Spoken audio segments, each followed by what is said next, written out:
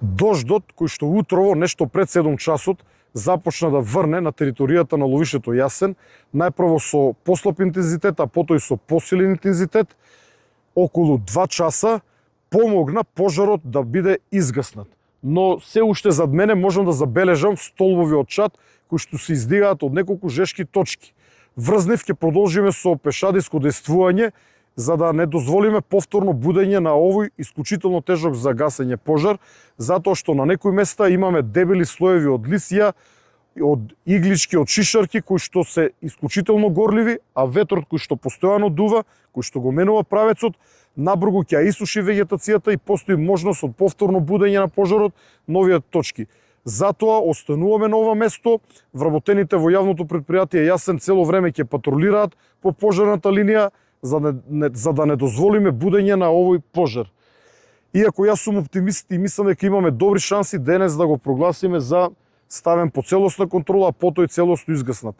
За жал, дожд падна само во северозападните делови на државата, значи некаде од Тетово во насока кон Куманово и Кумановско.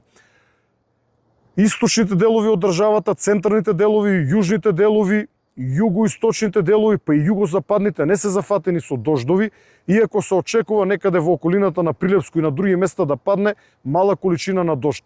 Затоа што за денес УХМР најавува ветер со брзина до 70 км на час. Ветерот представува голема опасност за појава на нови пожари и за нивно брзо ширење. Апелирам до граѓаните, особено денес, да бидат исклучително внимателни. Сите наши ресурси се распоредени на овие критични подрачја, за истите да може да бидат употребени онаму каде што за тоа ќе се појави потреба.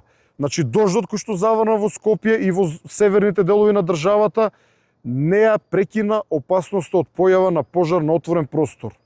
Затоа уште еднаш апелирам до граѓаните да бидат внимателни и да го пријават секое сомнително однесување. Исто така апелирам до граѓаните да внимават да не дојде до искрење на жиците помеѓу бандерите, кои што знаат да бидат предизвикувачи на пожари.